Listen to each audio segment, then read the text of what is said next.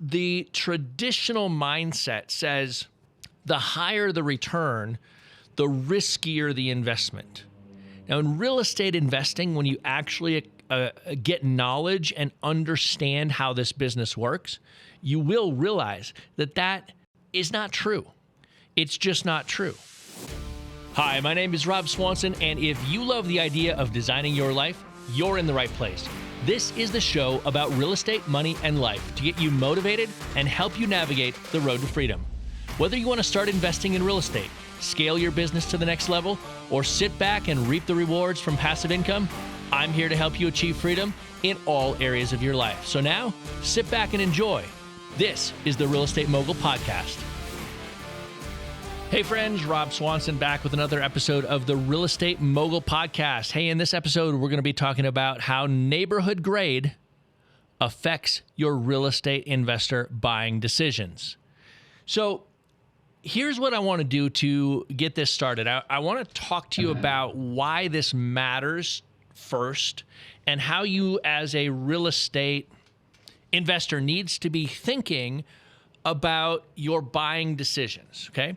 So the definition of real estate investor has the word investor in the title. You are an investor in real estate. Fundamentally, the function of being an investor is to manage risk. Okay, let's say that again.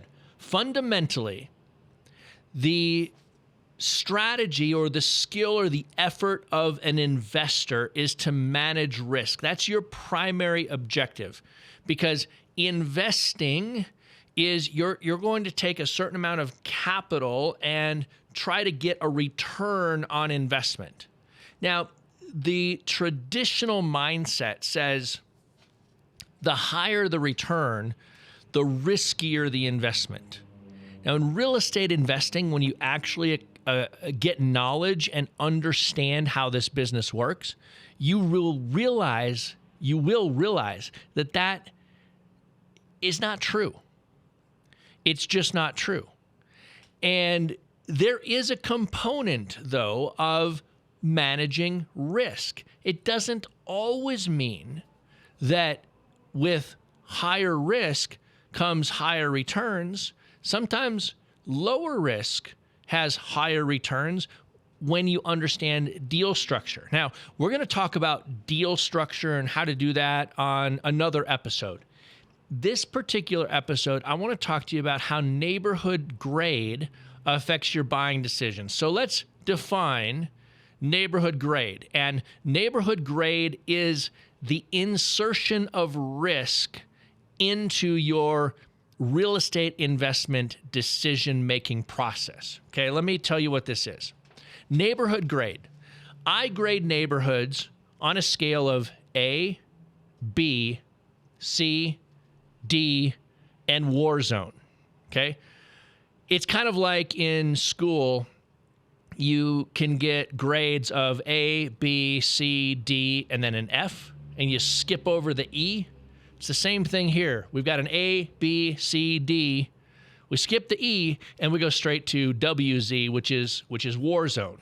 Now, we're going to apply this concept of neighborhood grade a little bit further in a moment as we analyze the insertion of risk. So an A grade neighborhood generally consists of this. It's the nicer neighborhoods in an area. It's 95% owner occupied and 5% non-owner occupied. So it's 95% people that live there. This is a nice retail neighborhood. And it's 5% rentals. Okay? So 95-5. That's an A grade neighborhood. Now, people that generally buy in A-grade neighborhoods are buying there to live there. Oftentimes, the rentals are because of some life change, job transfer, a death, or some distress that causes a change in life where they moved out of their primary residence. They weren't able to sell it for whatever reason, and they chose to rent it out. Your A-grade neighborhoods are generally that, or they might be an investor, a builder, or developer buying as a non-owner occupied to renovate, fix up, and then flip to a retail market. So it goes from owner occupied to non-owner occupied, back to owner occupied over a 3, 6, 9, 12-month period of time. Okay, that's your A-grade neighborhoods. Now, from a long-term cash flow perspective, people are willing to take a lower return on their investment in an A-grade neighborhood because tenants in that neighborhood tend to be financially more stable. They tend to have higher rents. They tend to have good paying jobs, and the exit strategy risk, the ability to turn around and sell that property for most investors is pretty good. It's a desirable neighborhood and area. So cap rates. Now, okay, I just said the word cap rates, and we're talking about single family houses. Okay, this can be applied across the board. Single family, duplex, triplex, fourplex, small apartments, larger apartments. This can be applied across all residential real estate housing. But I'm going to use cap rate, even though technically, and I know that some of you are going to send me emails and you're going to ping me on social media and you're going to tell me, hey, Rob, cap rates are not really to be used for single family house analysis. They're more for multifamily, and they're really more for analyzing one investment asset class against another, and trying to determine where to go. But it's not really a single family house thing. I get it. But guess what? I've been doing this for 20 years, and cap rate is a great indicator of return on investment, and it's a great way to analyze and come up with your maximum allowable offer on a single family house, regardless of whether it's designed for that or not. So we're going to talk about cap rate, and I'm just going to tell you it works. Okay. So in an A neighborhood, cap rates of 6 to 8% are generally accepted by long-term buy and hold investors. Okay, a cap rate of 6 to 8%. That means they're going to make 6 to 8% on their money if they were to buy the property, fix it up, rent it out, and get a cash flow return. Okay, so they're gonna calculate their offer based on a 6 to 8% cash flow return. Now, I'll be honest with you, that's a pretty low number for me. I don't get too excited about that, because let's talk about what cap rate is. Cap rate is your annualized net operating income divided by your purchase price. So let's do some quick math as we just talk about this. Let's say it's $1,000 a month rent. And to get your annualized net operating income, let's just use some rules of thumb. Let's say that it's $1,000 a month rent times 12 months. That's $12,000. And let's just say that there are 30% operating costs. So your taxes, insurance, maintenance, management, and vacancy. So what I like to call TIM V. Okay. So we're going to take our $1,000 a month rent times 12 months times 70% or 0.7, that means your annualized net operating income is $8,400. Okay. And if you're willing to have your money return you 6 to 8%, let's say 8%. Let's say you're willing to buy at an 8% cap rate. Here's what you're going to do. You're going to take that $8,400, divide it by 0.08. And that's going to give you $105,000 is the all-in capital amount that you can be in on this particular deal. So you can invest purchase price plus repairs $105,000 on this particular house at $1,000 a month cash flow or rental rate in an A neighborhood if you're willing to accept 8% on your money. So now you ask yourself, okay, some of the next questions are, what's the condition? Because let's assume that this is a fixed up property and there's 0 repairs needed. Well, then you could pay $105,000 for this house, okay? In an A neighborhood at 8% cap rate with $1,000 a month rent, you could pay $105,000 and make that deal work. Okay, let's talk about a B neighborhood. A B neighborhood is 80% owner occupied and 20% investor owned or tenant occupied. Okay, so remember, an A neighborhood was 95-5. A B neighborhood is 80-20.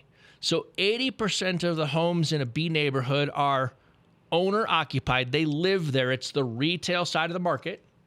And 20% of the homes are tenant occupied, owned by a landlord. They're rentals. Okay, so 80-20. Now, a cap rate generally acceptable in most markets, in most B neighborhoods, is 8 to 10%. So your B neighborhoods, your cap rates are 8 to 10%. So you went from 6 to 8 in an A neighborhood to 8 to 10 in a B. Okay, so 8 to 10%. So let's take that same property and let's put it into a B neighborhood. Okay, it's no longer in an A neighborhood. Now it's in a B neighborhood. And let's take the high end of the range. Let's take 10% again. So we're going to take our $12,000 annual income again, times 70% or 0.7, because we've got our $8,400 net operating income, and we're going to divide that by 0.1. So in a B neighborhood, that same property in a fixed up condition, you could pay $84,000. See how it came down? You can't be in more than $84,000. In an A neighborhood, you're willing to take 8%. So you could be all in $105,000. In a B neighborhood, you want to make 10% on your money.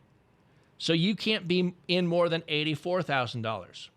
Now, let's move down to a C neighborhood and see how this continues. Because a C neighborhood, the cap rate target is generally 10 to 12. And now I'm going to give you guys a little sidebar here. These are general ranges, okay? There are certain areas where cap rates are a little higher, other areas where cap rates are a little lower.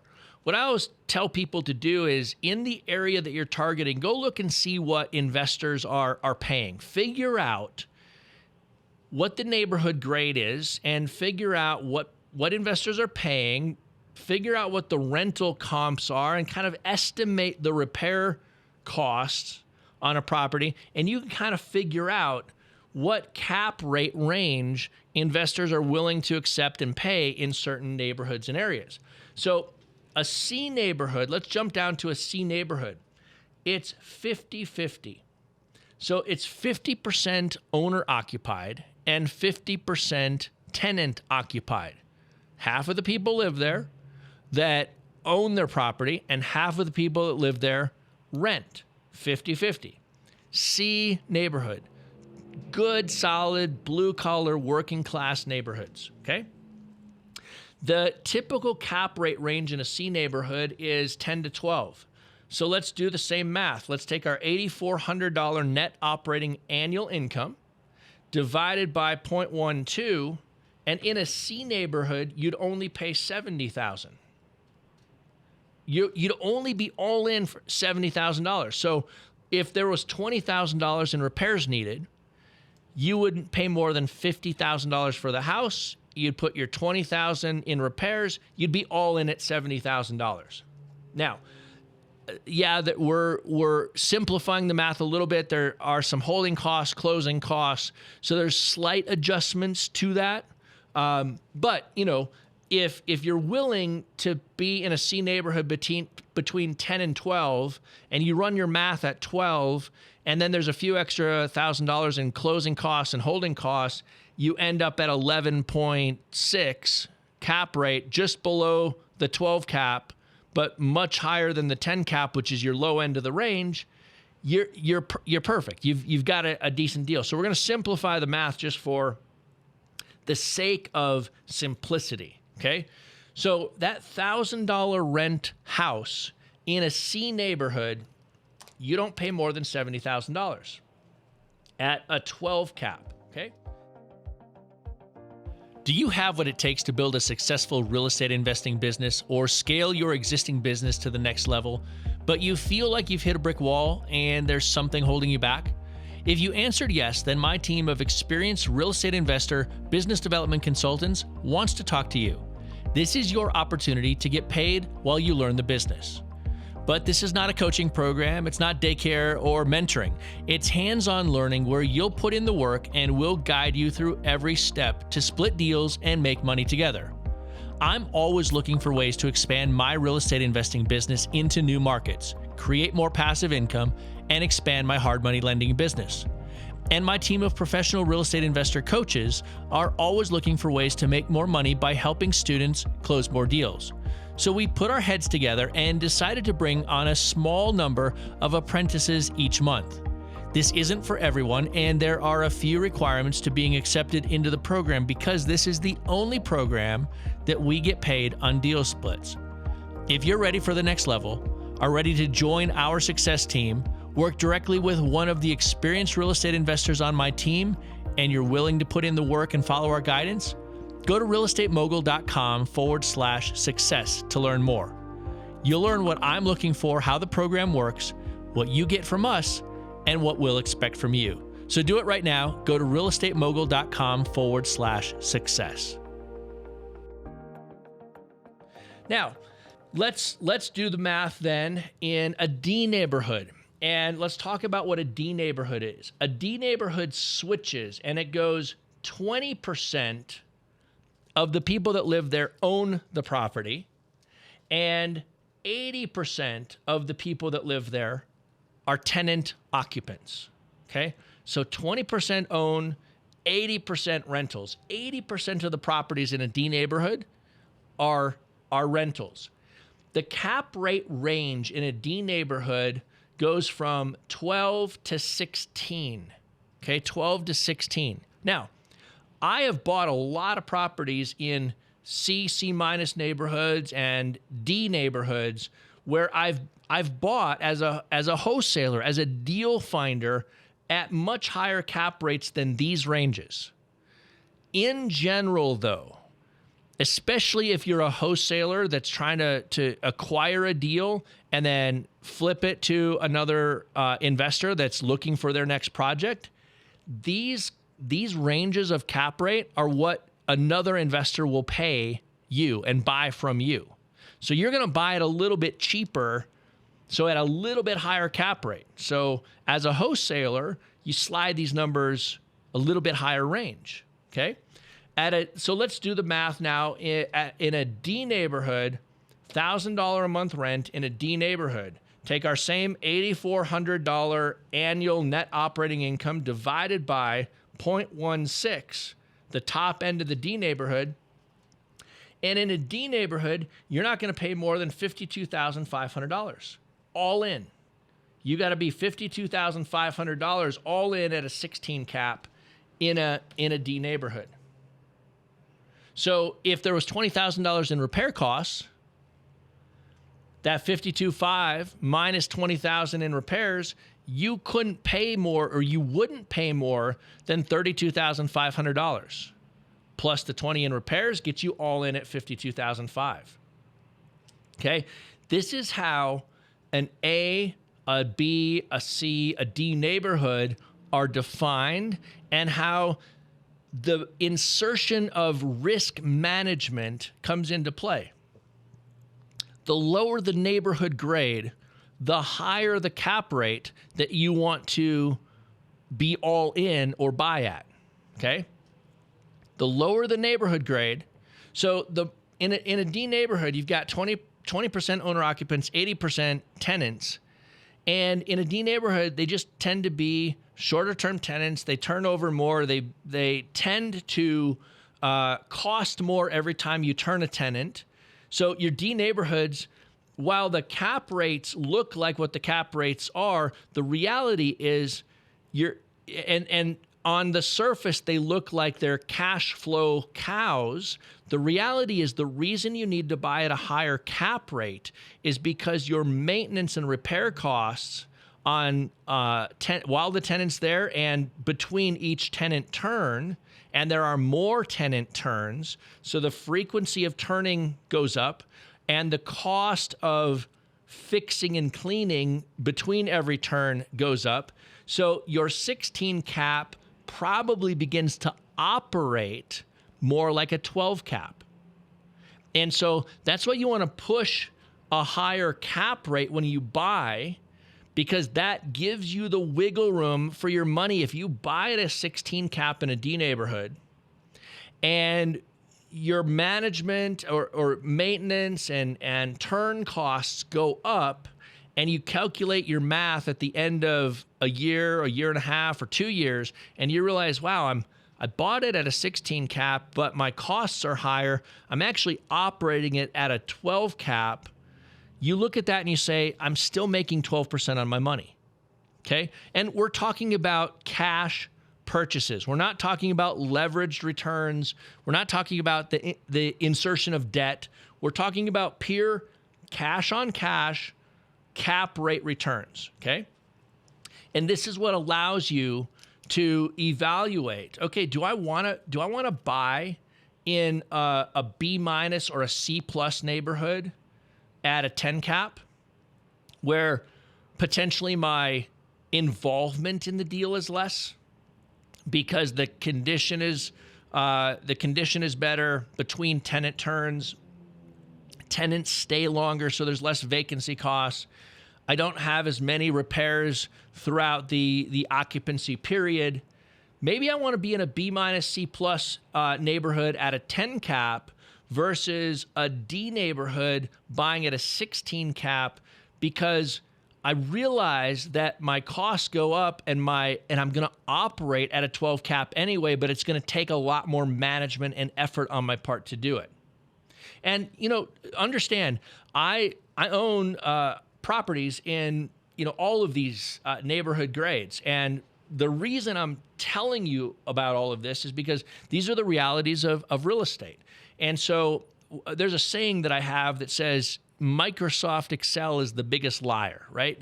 Bad inputs in equals bad inputs out. And so if you put bad information in, the results that Microsoft Excel tells you you're going to realize do not account for Murphy and the real world to show up.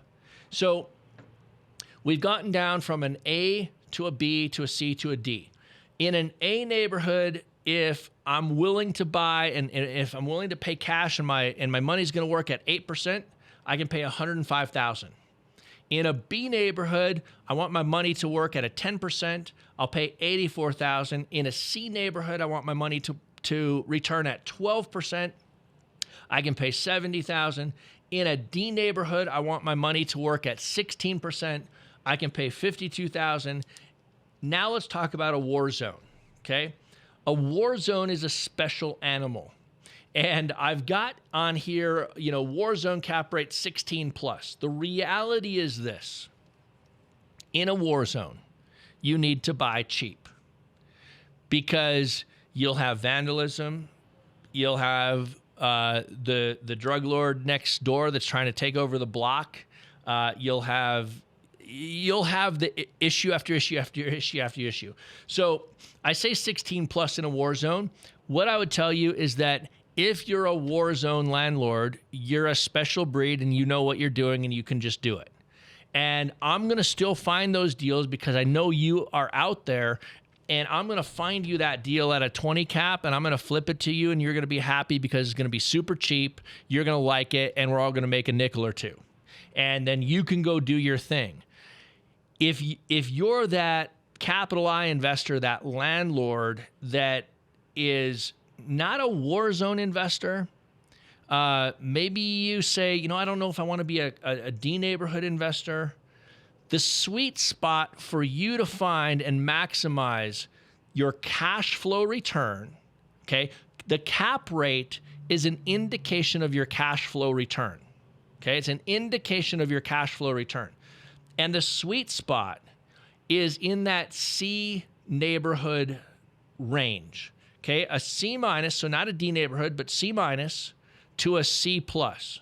So cap rates from that 10 to 12% range in C neighborhoods are the sweet spots for landlord investors. Now, there's guys that make a killing in the D neighborhoods. I own some properties in what people consider D neighborhoods.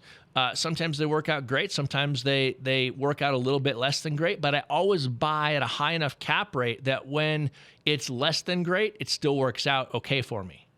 Okay, and the C neighborhood is your sweet spot. And I would say only go into the war zones if you know what you're doing and you really understand that I want to own here for some reason. So this brings us down to the elements that you need to understand for applying a risk-adjusted approach to calculating your offer and your maximum all-in capital amount on any property based on neighborhood grade. The other things that you need to consider are, these are the 4 things that I always consider when I'm buying property. I want to know an estimate of the after repaired value. Now, if the after repaired value, if the neighborhood is a fix and flip neighborhood, then I want to know the after repair value because that's going to help me calculate my profits.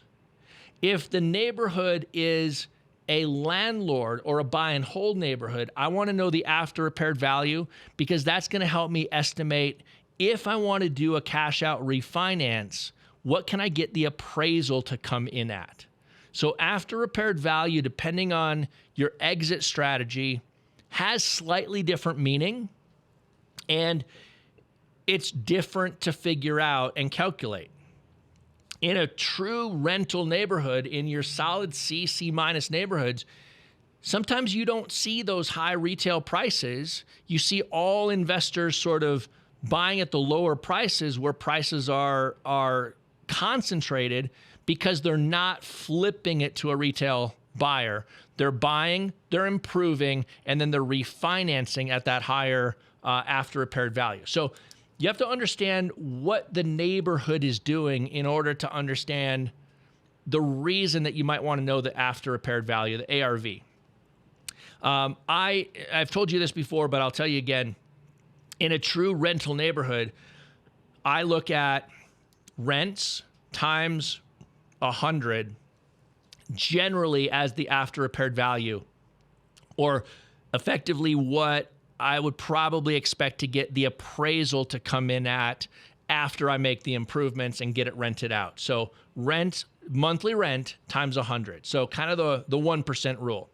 So ARV, after repaired value, so the fixed up value of the property is one thing I want to know. The second thing I want to know is the rental comps. I need to know, what is this house going to rent for? And, figuring out your rental comps is an estimate, it's a guesstimate, and you make some adjustments. You look at, okay, my subject property is, let's say it's 850 square feet and it's a 2-bedroom, 1-bath. Well, and in the area, you see 3-bedroom, 1-baths, and you see 2-bedroom, 1-baths, and you see a couple of 3-bedroom, 2-baths that are a little bit bigger. And you kind of take and you piecemeal, okay, this one's listed for rent there, this one's listed for rent there, and you estimate, you interpolate, and you figure out your estimate of the monthly rent for this house is X. So come up with your rental comp, and that's going to tell you what the house will rent for. Then number 3, you want to estimate your repair costs. Now, your repair costs, and we can go into this in another episode, but I use the rule of 3s. And what that means is that everything that you do as a rehab is a multiple of $3,000. It either costs $3,000, it costs $1,500, so half of $3,000, or it costs 2 times $3,000, $6,000. So everything falls in the rule of threes, and you would be surprised at how accurate this is. Okay, so we have people inside of FreedomSoft that use our repair cost estimator, and there's local market adjustments that you can apply to your rehab estimate to get materials and labor costs all estimated for you. And what I tell people to do is utilize that tool that we've built, and then also understand in the back of your head, if you haven't done hundreds of rehabs like I have, understand in the back of your head the rule of threes and kind of quickly get to a repair estimate number based on that rule of threes. Everything is a multiple, half, twice, or 1 times $3,000. It works. If you find yourself in a higher price market, sometimes what you do is use the rule of threes and then say, you know what, I'm going to increase it by 10, 15, or 20%. But if you're in the lower, even a lower price market, anything in the, what do you call it, the Rust Belt, kind of the Midwest, the rule of threes works fantastic. In some of your a little bit higher price markets, you can make a little bit of an upward adjustment, but figure it out on the rule of threes and then just add 10 or 20% to it. And you're going to find yourself almost spot on. And then 4, neighborhood grade. I ask myself neighborhood grade. And if I know the estimate of the after repair value, if I know the estimate of the monthly rental comps, if I know the estimate of the repair costs, and if I know what I think the neighborhood grade is, I can come up with a maximum allowable offer that another investor is going to pay for this property every single time. Then all I do is I look at that maximum allowable offer, and if I'm a wholesaler, I try to buy it a little bit cheaper. I know what an investor is going to pay based on this analysis, and I just try to buy it a little bit cheaper. So there's room for me to either cherry pick the deal as a good deal for myself or flip the deal to another investor that's looking for their next profit. So I hope this process helps you, and I hope you can take some nuggets out of this and apply it into your real estate investing business. Hey, my name is Rob Swanson, and this has been another Real Estate Mogul podcast. We'll see you guys in the next one.